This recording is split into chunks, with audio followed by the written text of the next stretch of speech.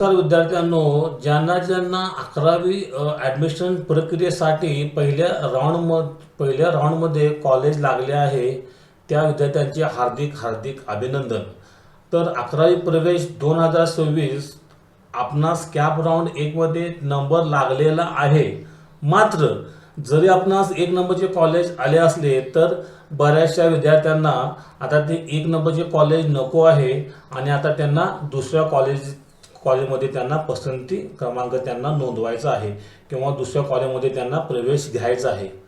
तसेच तुम्ही जे कॉलेज पसंतीक्रम टाकलेले आहेत पण त्या कॉलेजचा क्रम खाली आहे आणि तुम्हाला त्या कॉलेजमध्ये ॲडमिशन घ्यायचे आहे, तर विद्यार्थ्यांनो, आपण आज या व्हिडिओमध्ये बघणार आहोत की 11वी प्रवेश 2026 जरी आपणास कॅप राऊंड 1 मध्ये नंबर लागला तरी आपण दुसऱ्या राऊंडला अर्ज करू शकतो का? जरी आपले 1 नंबरचे कॉलेज आले असले तरी आपण दुसऱ्या राऊंडला अर्ज करू शकतो का? आज आपण या व्हिडिओमध्ये विद्यार्थ्यांना बघायचं आहे. तर चला आपण व्हिडिओला सुरुवात करूया. इथे आपण 11वी ॲडमिशनचे पोर्टल ओपन करायचं आहे आणि पोर्टल ओपन केल्यानंतर इथे ब्राउचर्स अँड मॅन्युअल्स मध्ये वरती आपण क्लिक करायचं आहे. इथे ब्राउचर अँड मॅन्युअलवर आपण क्लिक केल्यानंतर इथे इन्फॉर्मेशन बुकलेटवर आपण क्लिक करायचं आहे आणि आपण ते बुकलेट ओपन करून घ्यायचं आहे. तर विद्यार्थ्यांनो, इथे आपण बघू शकत आहात की ते आपण बुकलेट ओपन केल्यानंतर इथे काही नियम दिले आहेत की प्रवेश प्रक्रियेचे कसे नियम आहेत.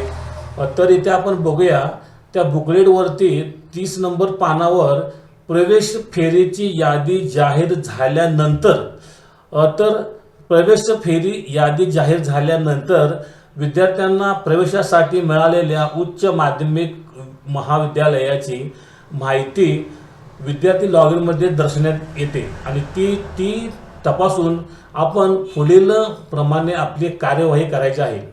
काय आपण कारवाई करायची आहे?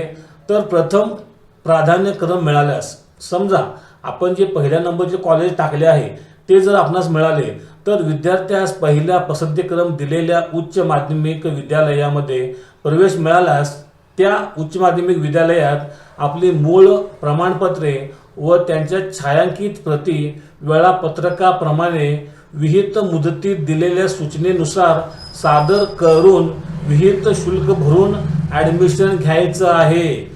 जर आपणास पहिल्या राऊंडमध्ये पहिल्या नंबरचे कॉलेज लागले असेल तर आपण ॲडमिशन घ्यायचं आहे.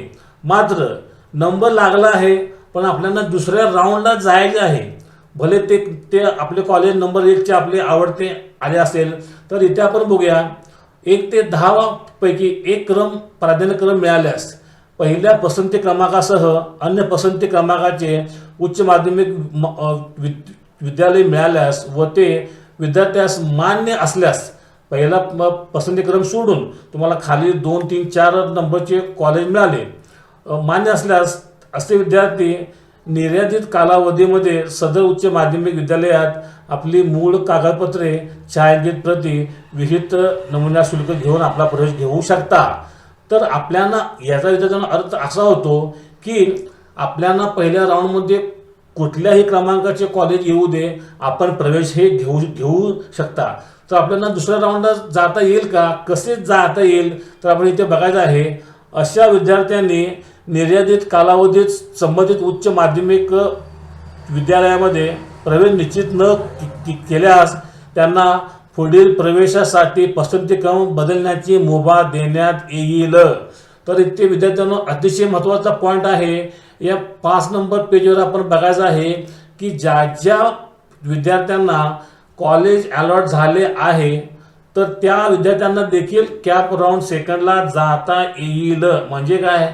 कॅप राऊंड 1 मध्ये आपला नंबर लागला आहे तरी सुद्धा आपण दुसऱ्या राऊंडला अर्ज करू शकतो. इथे दिलेले आहे की अशा विद्यार्थ्यांनी निर्यादित कालावधीत संबंधित उच्च माध्यमिक विद्यालयात प्रवेश निश्चित न केल्यास त्यांना पुढील फेरीसाठी पसंतीक्रम देण्याची मुभा देण्यात येईल.